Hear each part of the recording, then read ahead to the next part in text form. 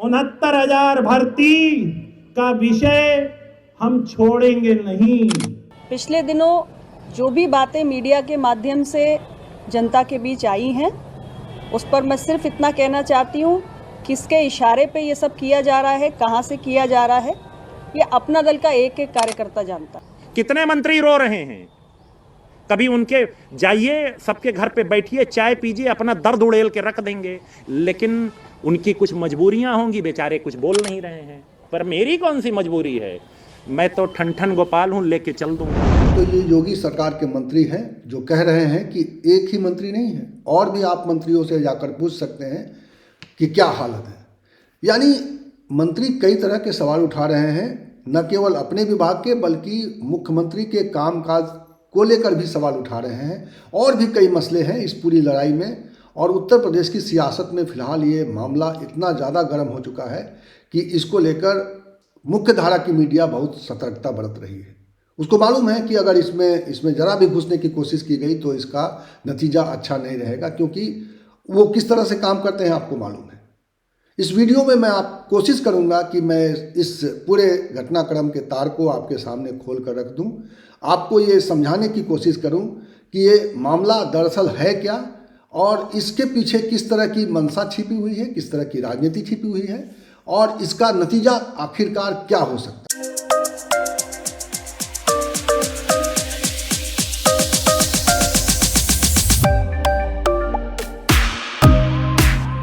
नमस्कार मित्रों, मैं हूं कुमार भवेशचंद और आप देख रहे हैं न्यूज़ पॉइंट।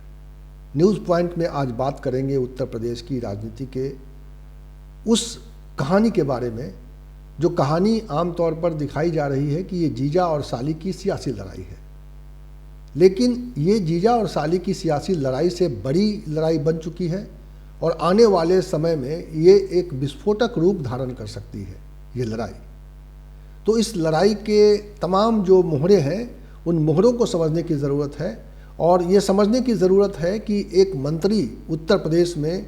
जब सीधे सीधे बिना किसी का नाम लिए हुए मुख्यमंत्री को एक तरह से चुनौती दे रहा है, और वो कह रहा है कि वो इस्तीफ़ा नहीं देगा, और अगर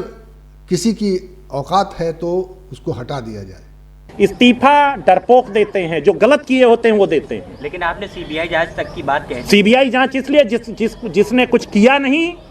उसको डर क्यों? तो जांच ना प्रभावित तो इसलिए मंत्रिमंडल भी छोड़ने की बात हो सकती है। मेरे नेता प्रधानमंत्री जी कह देंगे छोड़ दूंगा। तो इस तरह की भाषा में बात की जा रही है। दूसरी तरफ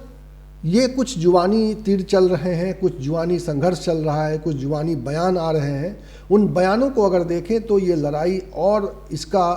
पूरा छोर जो है, ये समझ में आता है कि ये लड़ाई सिर्फ सामाजिक न्याय की लड़ाई नहीं है, ये लड़ाई सिर्फ भ्रष्टाचार की लड़ाई नहीं है, ये लड़ाई सिर्फ परिवार की लड़ाई भी नहीं है, बल्कि इससे बड़ी लड़ाई है ये, जो कई मोर्चों पर चलती हुई दिखाई दे रही है। और जब ये सामने आएगी प्रकट रूप में तो 2027 से पहले के समीकरण भी इसमें दिखाई देंगे। आशीष पटेल, आपको मालूम है कि वो अनुप्रिया पटेल के पति हैं, और यहाँ पति देव उत्तर प्रदेश में कैबिनेट मंत्री हैं, और उनकी पत्नी यानी अनुप्रिया पटेल खुद मोदी सरकार में मंत्री हैं। लेकिन इस वक्त जो झगड़ा शुरू हुआ है उत्तर प्रदेश में, बल्कि ये कहें कि झगड़ा तो पुराना है, लेकिन पिछले कुछ दिनों से ये झगड़ा बड़ा होता हुआ दिखाई दे रहा है, और वो झगड़ा इस नाम पे हो रहा है कि मंत्री महोदय के विभाग में नियुक्तियों में एक बड़ा घोटाला सामने आया है।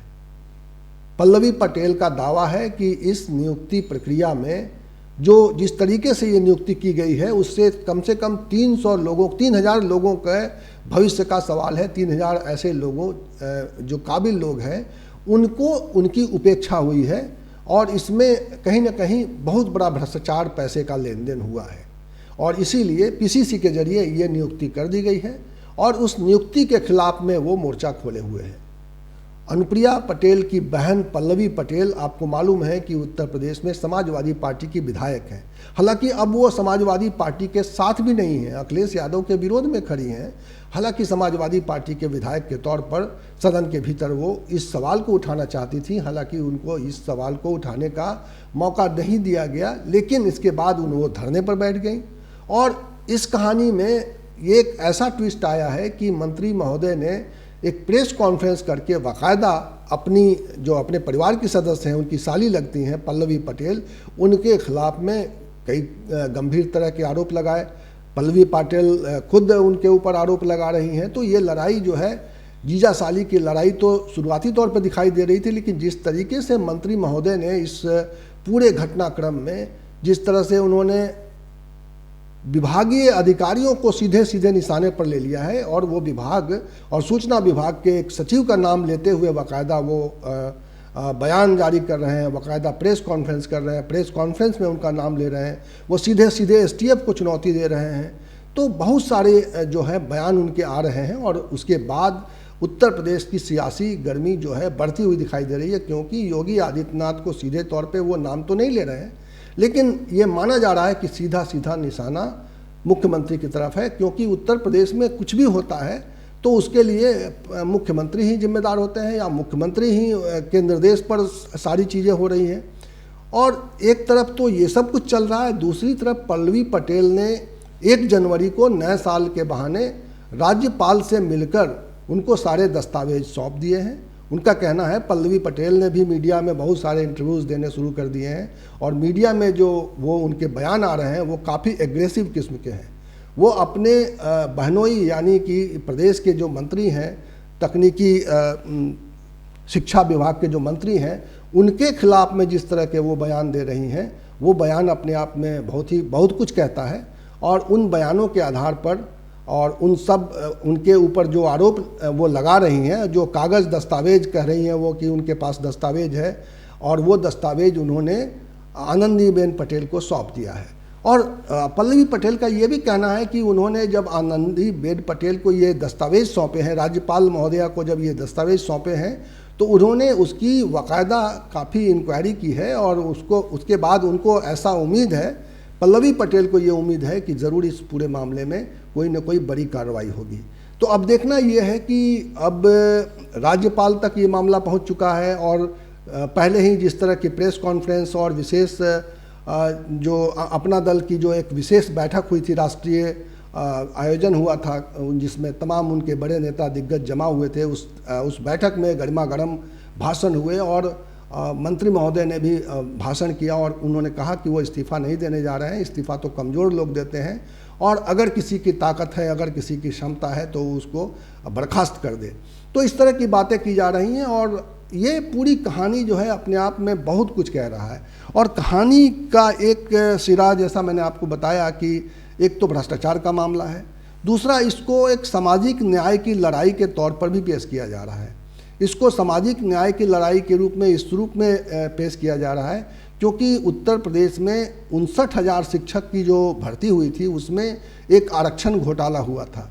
जिसमें जो आरक्षण की श्रेणी में आने वाले जो अभ्यर्थी थे उनको आरक्षण से वंचित रखा गया। जो फाइनल नतीजा आया उसमें उनको आरक्षण नहीं मिल पाया, और ये 2022 के चुनाव के पहले की बात है। और उस वक्त मुख्यमंत्री ने भी माना था कि कुछ गड़बड़ियाँ हुई हैं, चूँकि उसके पहले कई तरह की रिपोर्ट्स आई थी, कई तरह की जांच हुई थी, और उस जांच के बाद ये तय माना गया था कि इसमें कुछ गड़बड़ियाँ हुई हैं, जिसको बाद में चुनाव के बाद देखा जाएगा, यानी कि विधानसभा का जो चुनाव होने थे उसके बाद उसको देखा जाएगा। लेकिन उसके बाद कुछ हुआ नहीं, और अब मुख्यमंत्री का बयान भी एक चर्चा में है कि वो मानते हैं कि ऐसा कोई घोटाला नहीं हुआ, और अब ऐसा लग रहा है कि मुख्यमंत्री शायद अपने जो चुनाव के पहले जो उन्होंने वादे किए थे कि इस बारे में चुनाव होते ही, चुनाव के नतीजे आते ही, नई सरकार बनने के बाद वो इस बारे में कोई कार्रवाई करेंगे, और जिनके जो है जिनकी नियुक्ति नहीं हो पाई थी, आरक्षण घोटाला हुआ था, उन लोगों के बारे में कोई न कोई ठोस कार्रवाई की जाएगी और उनको नियुक्ति दी जाएगी। एक ऐसा आश्वासन उस वक्त ये जानकारी आ रही थी, इस तरह की खबरें आ रही थी। लेकिन अब मुख्यमंत्री पलट गए हैं, तो मुख्यमंत्री एक तरफ उस पूरे बयान को पलटते हुए दिखाई दे रहे हैं, दूसरी तरफ अनुप्रिया पटेल ने अब ये मामला लपक लिया है, और उनका इस तरह का बयान आया है कि ये तो होकर ही रहेगा। किसी नेता, कार्यकर्ता, किसी प्रतिनिधि के खिलाफ कोई षड्यंत्र करके, कोई झूठे बेबुनियाद आरोप लगा के आप हमारी छवि को धूमिल कर सकते हैं, तो ये उनकी गलतफहमी है, ये होने वाला नहीं है। अपना दल को षड्यंत्रों का जवाब भी देना आता है, और सामाजिक न्याय की बात अपना दल ने हमेशा की है और हम लगातार करेंगे।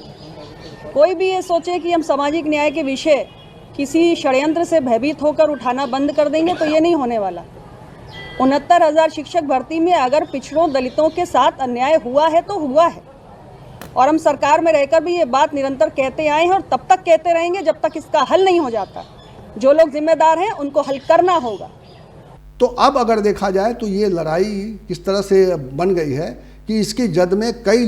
लोग सामने आ गए हैं, और इस लड़ाई में न केवल जीजा साली की लड़ाई है बल्कि केंद्रीय मंत्री और मुख्यमंत्री की लड़ाई है। ये मंत्री और मुख्यमंत्री की लड़ाई भी बन गई है। और सबसे दिलचस्प बात यह है कि ये लड़ाई कोई सत्ताधारी पार्टी और विपक्ष के बीच में नहीं चल रहा है, बल्कि ये लड़ाई सत्ता पक्ष के ही एक हिस्से का दूसरे हिस्से से ये लड़ाई चल रही है। और उत्तर प्रदेश के राजनीतिक इतिहास में शायद ये एक अनोखा दौर है जब एक मंत्री और मुख्यमंत्री के बीच में इस तरह की तकरार छिड़ी है। एनडीए की सरकार है उत्तर प्रदेश में, भारतीय जनता पार्टी अपने सहयोगी दलों के साथ सरकार चला रही है, योगी आदित्यनाथ मुख्यमंत्री हैं, और ये जो अपना दल की ओर से ये कैबिनेट मंत्री हैं आशीष पटेल, जो अनुप्रिया पटेल के हस्बैंड हैं। और इस तरह की बयानबाजी चल रही है, मंत्री जो है बयानबाजी कर रहे हैं, और वो मुख्यमंत्री का नाम तो नहीं ले रहे हैं, लेकिन जिस तरह के बयान दे रहे हैं उससे साफ है कि वो अभी जो मौजूदा जो नेतृत्व है उससे वो खफा हैं, और वो आर पार की लड़ाई लड़ने के मूड में हैं। वो उन्होंने कार्यकर्ताओं की एक बड़ी बैठक बुलाई है, और उस बैठक बुलाकर उन्होंने बाकायदा ऐलान किया है कि वो डरने वाले नहीं हैं, और वो अब उनकी लड़ाई जो है जारी रहेगी। दूसरी तरफ अनुप्रिया पटेल ने भी उसी मंच से जो कुछ ऐसे बयान दिए हैं जिससे लगता है कि ये मामला जो है केंद्र और राज्य सरकार के बीच में भी तकरार का एक बनता है। और इस बीच विपक्ष जो है मूक दर्शक की तरह बना हुआ है, लेकिन पल्लवी पटेल कह रही हैं कि वो विपक्ष की लड़ाई लड़ रही हैं। विपक्ष के नेता अखिलेश यादव लड़ाई नहीं लड़ पाते हैं, और वो एक तरफ अखिलेश यादव को भी निशाने पर ले रही हैं, दूसरी तरफ वो आशीष पटेल को निशाने पर ले रही हैं। वो अगर देखा जाए तो वो बीजेपी के ऊपर भी गंभीर आरोप लगा रही हैं। उनके जो कुछ इंटरव्यूज सामने आए हैं उनमें साफ साफ लग रहा है कि उनकी नाराज़गी बीजेपी को लेकर भी है, क्योंकि उन्होंने जो पहले कुछ इस तरह के बयान उनसे कहलवाने की कोशिश की गई कि इस पूरी लड़ाई में शायद बीजेपी का ही कोई हिस्सा, यानी बीजेपी की ओर से ही कोई उनको सपोर्ट मिल रहा है, जिसकी वजह से वो आशीष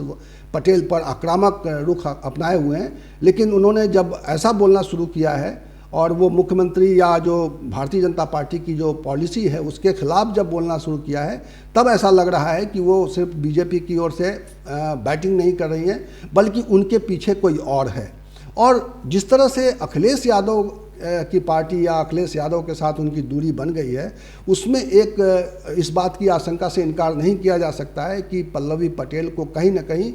कांग्रेस की ओर से भी समर्थन मिल सकता है, कांग्रेस की ओर से भी उनको कहीं ना कोई सपोर्ट मिल रहा है, ऐसा आप कह सकते हैं। और उस आधार पर वो बिल्कुल जिस तरह की बैटिंग कर रही हैं वो बीजेपी और इस मंत्री के खिलाफ में, आशीष पटेल के खिलाफ में, तो उससे जाहिर है कि उत्तर प्रदेश में एक बड़ी विचित्र सी परिस्थिति बन गई है। और एक कह सकते हैं कि उत्तर प्रदेश में इस वक्त जितनी सर्दी है, जो जिस तरह का शीतलहर यहाँ चल रहा है, सियासत में कम से कम ऐसी स्थिति नहीं है। सियासत में बहुत ही गर्मी है, और ये गर्मी कब विस्फोटक बन जाएगा, इसके क्या नतीजे होंगे, इस वक्त नहीं कहा जा सकता है। लेकिन इतना तय है कि उत्तर प्रदेश की राजनीति एक ऐसे दोराहे पर खड़ी है, 2027 से पहले शायद सभी अपने अपने वोटरों को